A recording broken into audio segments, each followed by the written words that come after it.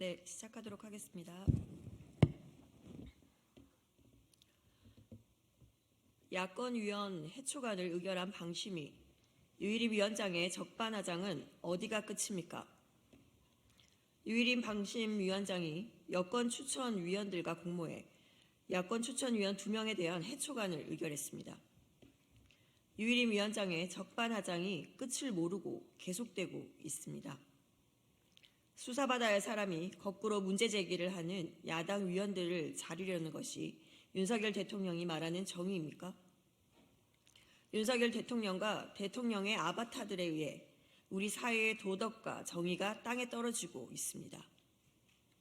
청구민원이라는 범죄를 제보한 것이 개인정보 유출이고 청구민원이 회의 안건임을 밝히는 것이 비밀유지 의무 위반이라니 실소를 금할 수 없습니다. 방심위가 국가안보 사항이라도 다룬단 말입니까? 범죄를 손바닥으로 가리려는 억지도 정도가 있습니다. 국민들께서 방심위 사태를 똑똑히 지켜보고 계십니다. 청구민원 의혹은 류 위원장의 적반하장으로 덮일 사안이 아니고 류 위원장이 물러나고 법의 심판을 받아야 할 사안입니다. 윤석열 대통령이 이번 해초간을 제거한다면 유일임 위원장의 청구 민원이 대통령실의 사주라고 볼 수밖에 없습니다.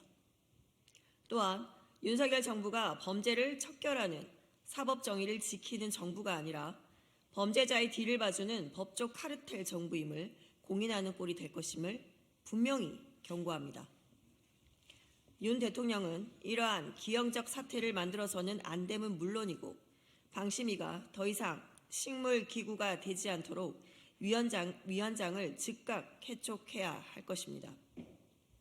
아울러 경찰은 조속히 유일임 위원장의 청구 사주에 대해 수사에 나설 것을 촉구합니다.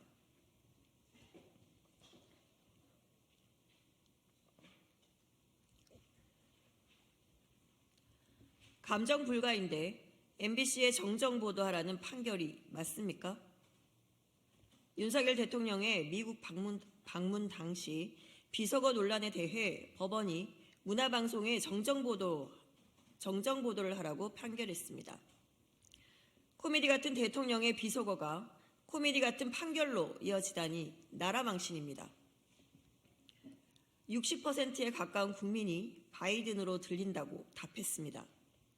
재판에서 진행된 음성 감정 등에서는 감정 불가 판단이 나왔습니다.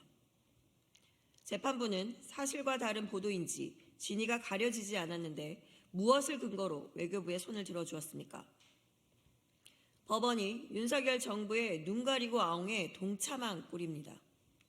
정부는 국민을 바보로 만들려고 하고 법원은 언론에 침묵하라고 말하는 꼴입니다.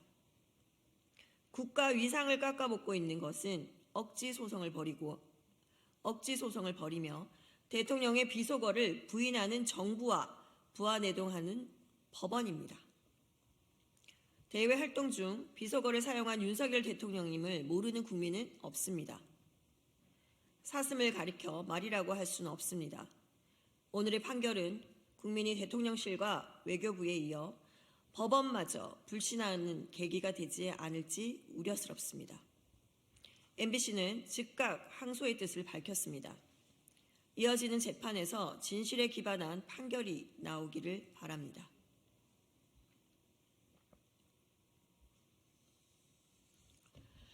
윤석열 대통령은 거부권 행사는 잘못됐다는 국민의 목소리가 들리지 않습니까? 최근 나온 여론조사에 따르면 윤석열 대통령의 김건희 특검 거부권 행사가 잘못한 결정이라는 응답이 65%에 달했습니다. 모든 지역에서 과반이 넘었습니다. 더욱이 윤 대통령은 불과 일주일 전에 국민과 함께하는 첫 번째 민생 토론에서 국민의 목소리 듣고 신속히 해결하는 정부가 되겠다고 약속했습니다.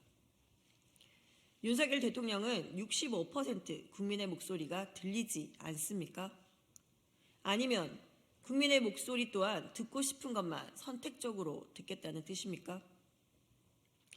보도된 검찰 수사 기록을 보면 도이치모터스 주식 거래로 김건희 여사 모녀가 벌어들인 수익이 약 23억 9천만 원에 달한다고 합니다.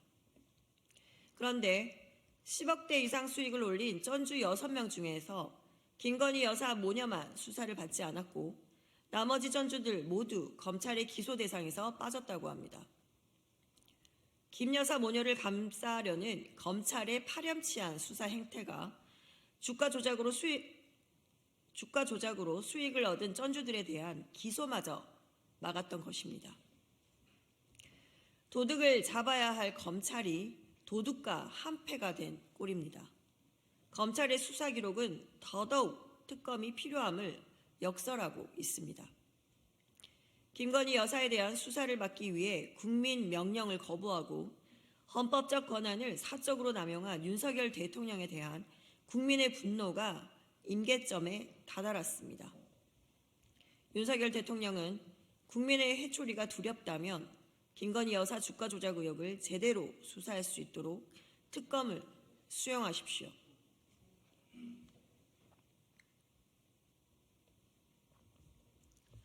미국 대기업에 관리받고 혈세 쪼개기 한 사람에게 국정원을 맡길 수는 없습니다.